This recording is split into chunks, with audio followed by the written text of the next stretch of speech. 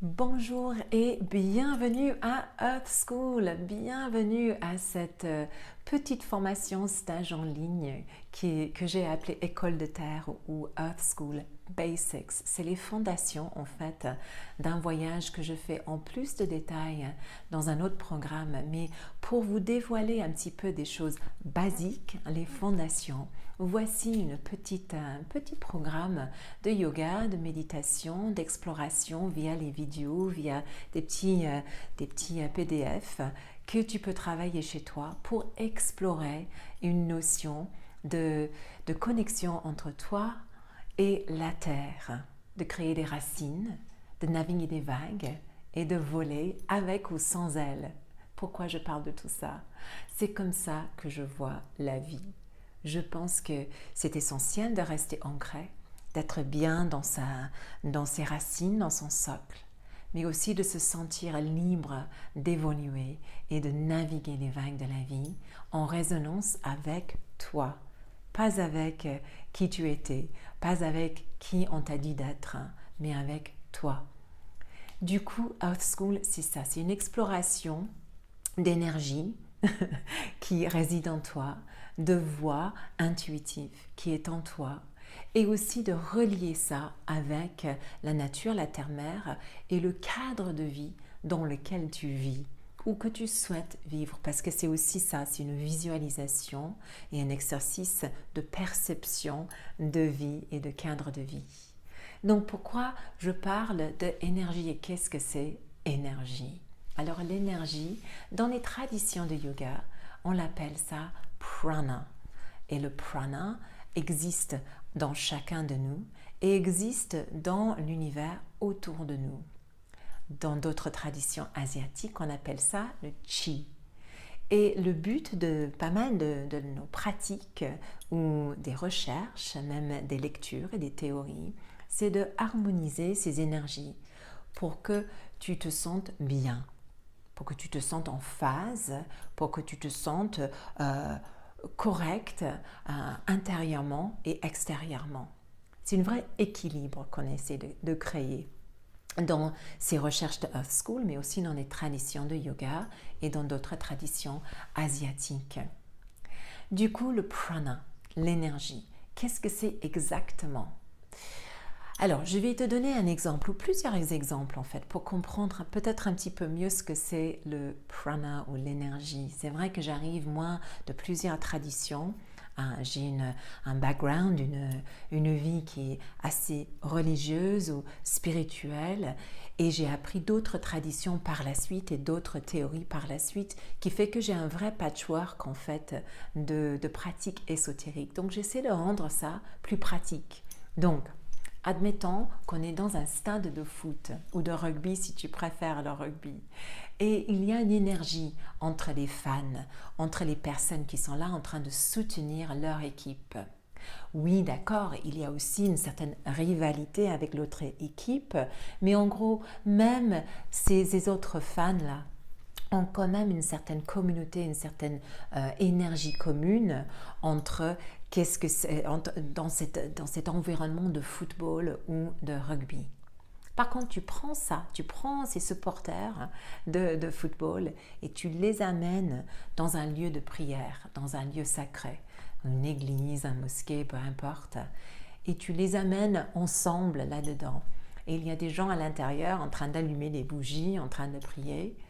Les deux énergies ne vont pas forcément ensemble. Ça ne va pas tout à fait.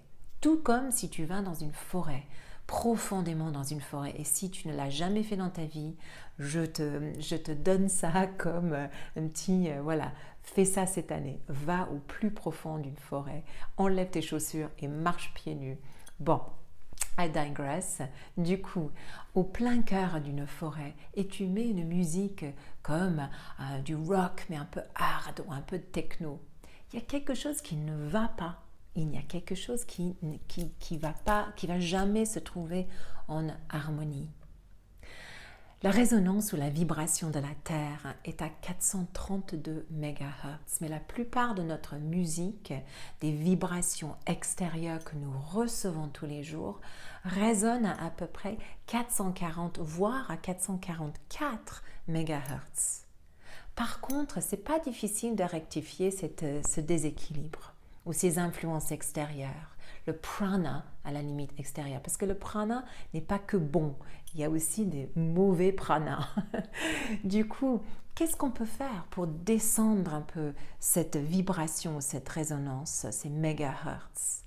Il y a plusieurs choses assez simples à faire. Marcher dans la nature, marcher dans la forêt par exemple. Les Japonais ont un mot pour ça, ça s'appelle Shinrin Yoku, des bains de forêt.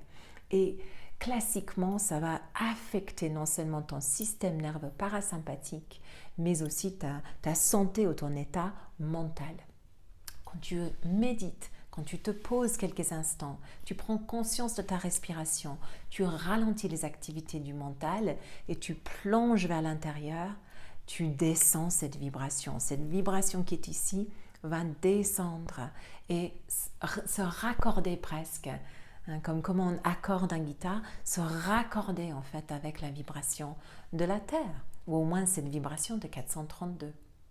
C'est cette énergie-là, ce dont je parle. Et du coup, le voyage sur Earth School Basics, ça aborde certains sujets fondamentaux vers les pratiques de yoga, les pratiques de méditation, les explorations vers soi-même, les rituels que éventuellement tu pourrais faire pour trouver une façon moderne d'intégrer ces pratiques souvent ancestrales dans ta vie quotidienne. Donc, qu'est-ce qu'on va faire sur ce voyage? Alors, oui, on va aborder le sujet de chakra, on va aborder le sujet des énergies en plus de détails. Nous allons explorer qu'est-ce que c'est un rituel, qu'est-ce que c'est la méditation, pourquoi méditer. Et le but de tout ça, c'est de se raccorder, comme quand on accorde une radio et finalement on trouve la résonance qu'il nous faut.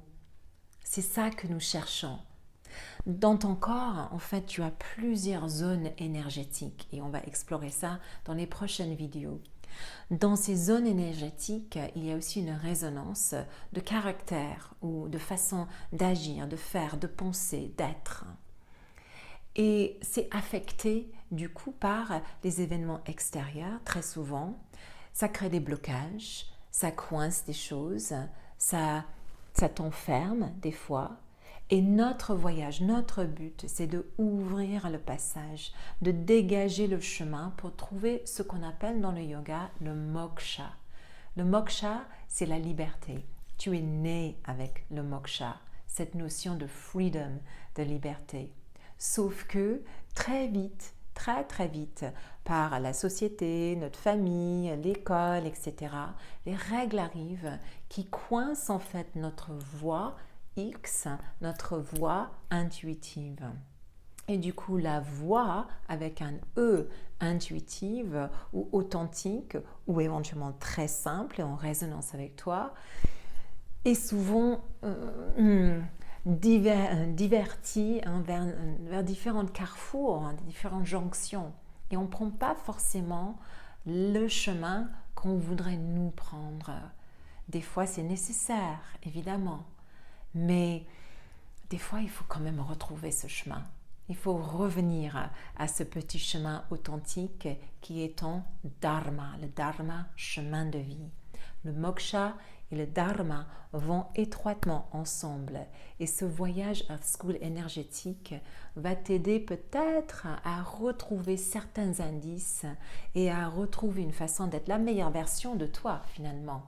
De rayonner le plus, d'être plus en résonance authentique avec ce qui se passe à l'intérieur de toi et ce qui se passe à l'extérieur de toi.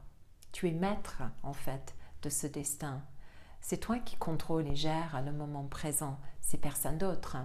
Ton moksha, ton chemin de vie, c'est ta responsabilité aussi. C'est pas la responsabilité de tes parents, de tes patrons, de tes enfants, c'est toi. C'est toi qui es responsable pour ça. Alors on va faire un petit exercice. Tu vas fermer les yeux un instant et tu vas imaginer que tu es assise justement dans la forêt. Allez, on va voyager dans la forêt. Et tu es assis vraiment au cœur de cette forêt au pied d'un très grand arbre. Et tu sens que le bas de ton corps descend dans la terre et commence à tisser des liens avec la terre. Observe juste un instant où est-ce que tu respires. Est-ce que tu respires dans la poitrine? Est-ce que tu respires bien dans le bas du corps? Est-ce que tu te sens libre et détendu dans ta respiration, dans ta position? Juste observe, sans jugement. Earth School, c'est un voyage qui essaie de te connecter non seulement avec une harmonie d'énergie, mais aussi une harmonie entre toi et les différents aspects de la nature. Dans un très beau livre qui est en anglais, malheureusement, Reclaiming the Wild Soul, Mary Reynolds Thompson, elle parle de soulscapes, c'est des paysages de l'âme, des paysages de l'âme. Et en fait, elle invite l'idée que les paysages influencent et résonnent dans notre âme, au plus profond de nous.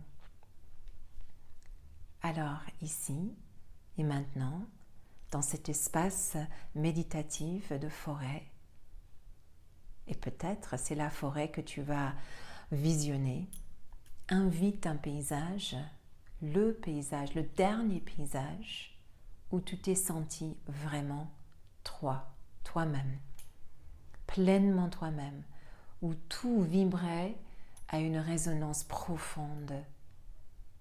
Ça t'excitait pas dans le mauvais sens, c'était pas stressant, c'était pas un déséquilibre, c'était parfaitement en harmonie avec toi. Prends quelques respirations face à ce paysage, ce soulscape, ce paysage de l'âme. Et puis tranquillement, tu vas revenir. Et quand tu quittes cette vidéo, tu vas essayer d'écrire quelques mots là-dessus. Peut-être que ce sera une poésie, peut-être une petite image, mais écris quelque chose sur comment tu te sens, comment tu t'es senti en fait face à ce paysage. Je suis ravie que tu es là pour ce voyage Earth School. Je te souhaite un très bon voyage et à très bientôt. Namasté.